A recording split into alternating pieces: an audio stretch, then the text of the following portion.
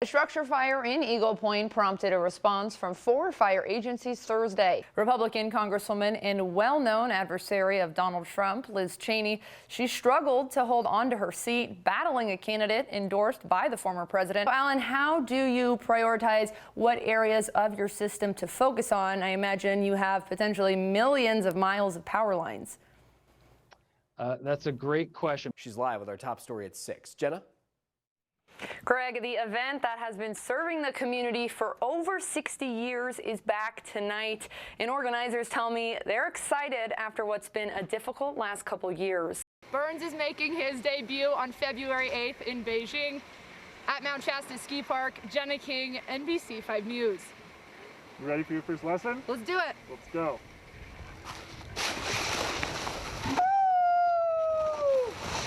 School districts continue to navigate the transition while working to create a safe environment for children. Live in Ashland, Jenna King, NBC 5 News. Shelley, NBC 5 News told you about it first last night, but tonight new details are emerging. The fire is out, but the environmental disaster is just coming into focus, especially here at Bear Creek. Let's answer that question of the day, Bobby. 80% of us have this in our fridge right now. I'm gonna go ranch. You're going ranch. I'm going ketchup. Okay, condiments here. Okay, Yeah. I think those are both old, reliable. Anytime you need them. Like an application process? Do you have to like cover a 6-minute mile Yeah, or something? I don't think I'd pass the fitness test for that one, but I don't know. Maybe one day. Okay. All good answers. All good answers. All right, shall we do a little drum roll, please? For sure.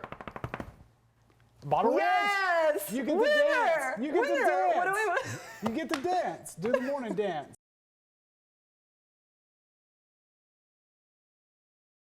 All units stand by for a special broadcast. On behalf of ECSO and the Medford Police Department, we wish to thank Lieutenant Mike Boudreau and Sergeant Kim Boudreau for their many years of dedicated service to the citizens of Medford. For Kimberly and Mike Boudreau, joining law enforcement was something they've always wanted to do for very different reasons. Just that desire to be a police officer was super strong. It appealed to me of having every day being really unique and an exciting career. We could help people and still drive fast and lights and sirens, all that stuff. 30 years ago, Kimberly started as a police explorer with the city of Medford. She then became a community service officer and bike cadet before finally being promoted to a police officer at age 21. She's also the first woman in MPD history to be appointed a sergeant. Along the way, she met Mike. We basically started a year apart, and we were very young in our career, and so we're generally going to work the weekend nights and graveyards overnight. And we became friends over lunches, and we got in our first big fight with someone that was very large and intoxicated, and that was eye-opening too, and we just experienced a lot of things together. At some point, their friendship became something more. Remember one day he asked me if I wanted to go on his boat, and I wasn't a boater, and so I thought I'm going to get my hair wet, but I'll go. But then what that led to was just a really nice relationship. Both grew up in Medford. Kim went to South, Mike went to North. He started as an MPD police explorer when he was only 17. Since becoming a sworn police officer in '94, he's done just about every position he could. I did 9 years as a patrol officer. I was on the SWAT team. I was a training officer, and then I was promoted to corporal. And then I became a detective for a period of time and did child abuse investigations. I came out of that when I promoted to sergeant and did that for about a year and a half, and then I became a lieutenant. While he held many hats, for most of the last decade, he's been the agency's public information officer.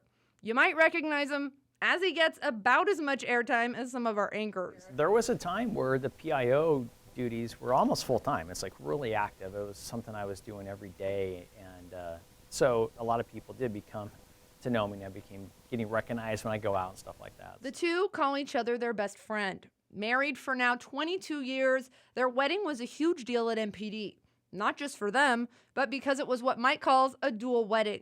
Now Police Chief Justin Ivins and his wife Catherine, who was also an MPD officer at the time, shared the ceremony. It was just one of those things that happened, and it turned out to be a really good thing. Now after 61 combined years serving Southern Oregon, the two are turning in their badges Thursday, ready for their next chapter. Wednesday, the two were honored by their large MPD family, Emergency dispatch even gave them a special send-off with one final radio call on the police scanner. You leave a very large hole to fill and will both be greatly missed. Congratulations on your retirement, and we wish you continued success as you sail into the next chapter in your life. What was supposed to be a night filled with fun here at the fair quickly turned to chaos and panic as gunshots broke out. Now, just days later, families are working to put back the pieces together after the devastation they witnessed. His voice sounded very like frantic, like he couldn't even like put a sentence together. He just kept repeating my name. He kept saying Aleda, Aleda, Aleda, and I noticed there was something in his voice where I knew something was wrong. White City resident Aleda Ruiz Cabrera was at home while her husband and two daughters were at the carnival. When her husband called her in a panic Saturday night, she assumed the worst. We're trying to get away. There's a shooting happening. We're trying to get to the car. And I said, are you serious? Are you kidding me? I didn't know what to say. I was just kind of like a shock. Fortunately, her family was able to escape the terror and made it home safely. Her 12 and 7-year-old daughters recounted the scary incident to their mom. There was people who were running, and as they were running, they fell and they couldn't go back and help them because everybody was coming towards them. Kept thinking about the people who were also stuck on the rides. The next day, she could tell one of her daughters was not acting like normal. She just burst into tears, and my 7-year-old, and she's never cried the way she cried. All she said was, I keep replaying everything that happened at the carnival. The Children's Advocacy Center provides services to children who have experienced abuse or witnessed violent crime. Executive Director Tammy Pitson says it's normal for children to struggle after seeing something like this. The advice she has is to not ignore the problem and think it'll go away. The best thing that a parent can do is to help them feel safe, and you can do that by talking to them about ways that you can make them safe. You can do that by talking to them about their feelings about what happened. While Saturday night was a moment that will stay with Ruiz Cabrera's children forever, she's just thankful her family all came home that night.